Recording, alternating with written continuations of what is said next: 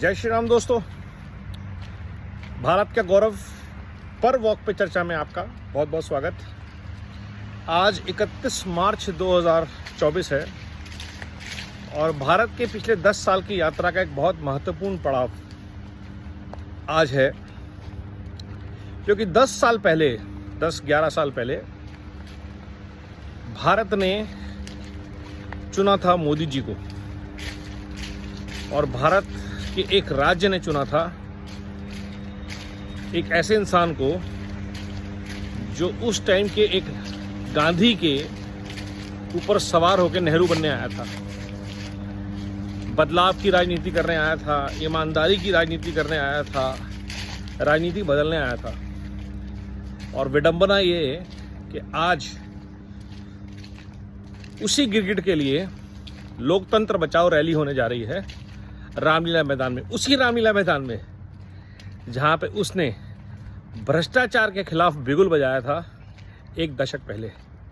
इन्हीं लोगों के खिलाफ जो आज उसके बचाव में रैली करने जा रहे हैं कि लोकतंत्र खतरे में है। कभी सांप्रदायिकता का दुहाई देते हैं, कभी लोकतंत्र की दुहाई देते हैं, भ्रष्टाचार पे बात नहीं करते हैं, पारिवारिक भ्रष्टाचार पे तो कतई नहीं करते। और जब भ्रष्टाचार पे क्रैकडाउन हो रहा है तो इनसे जवाब देते नहीं बन रहा कि पैसा कहाँ से आ रहा था और कहाँ जा रहा था। और ऐसे लोगों का समूह जिसको कि इंडी अलायंस बोलते हैं, अपने आप को इंडिया कहते हैं, ये आज देश को फिर से बेवकूफ़ बनाने की कोशिश करने जा रहे हैं रामलीला मैदान से। और भारत के लिए ये बहुत अच्छा मौका है। अच्छी तरह देखिएगा, अच्छी तरह सुनेगा इन लूट झूठ और फूट की राजनीति करने वाले भ्रष्ट तंत्र को, जिनका इकोसिस्टम इतना स्ट्रांग है कि सरकार के क्रैकडाउन के बावजूद ये रक्त बीज बार बार ऊपर आएंगे और आते रहेंगे अभी, क्योंकि 50 साल से ज़्यादा की विरासत है, भ्रष्टाचार का पैसा है जो देश दुनिया में दबाया हुआ है। और जब वो पैसा निकलता है, जब इनके इकोसिस्टम को तोड़ा मरोड़ा जाता है, तो ये कुलबुलाने लगते हैं, चीखने चिल्लाने लगते हैं। कल हमने एक बहुत अच्छा नज़ारा देखा। एक सजा याफ्ता मुजरिम, हिस्ट्री शीटर, क्रिमिनल, माफिया की मैयत पे सारे रो रहे थे और बहुत भीड़ थी। देश को सोचना ये है कि कहाँ से ये हौसला आया, किसने हौसला दिया, किसने डर दिया एक कौम को कि उनके हीरो याकूब मेनन, अतीक अहमद, बुरहान वानी और मुख्तार अंसारी ऐसे लोग बन गए जो दुहाई तो देते हैं ब्रिगेडियर उस्मान की, बट काम करते हैं दाऊद इब्राहिम के। ये इकोसिस्टम किसने खड़ा किया?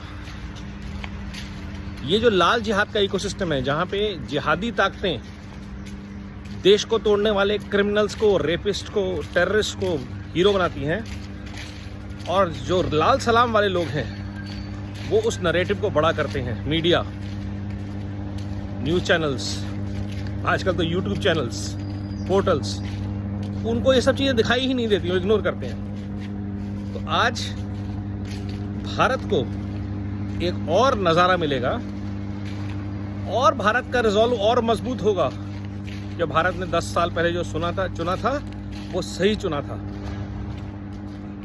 जो देश के लिए खुशियों का ताना बाना है बुनते, वो है मोदी को चुनते। जो देश के लिए एकता, मजबूती की राह है चुनते, वो है मोदी को चुनते।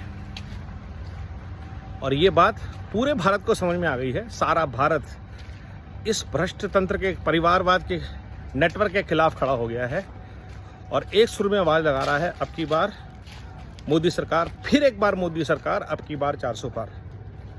तो सुनते जाइए, इस ढकोसले की राजनीति से पर्दा उतरता जाएगा और ये सारे लामबंद होंगे भ्रष्ट लोग, और ये वो भी लामबंद होंगे जो इस भ्रष्टाचार से लड़ने आए थे, अपने नए गांधी अन्ना हजारे को लेके, और उसकी पीठ पे चढ़ के बनने वाला नया नेहरू, नया गांधी अरविंद केजरीवाल।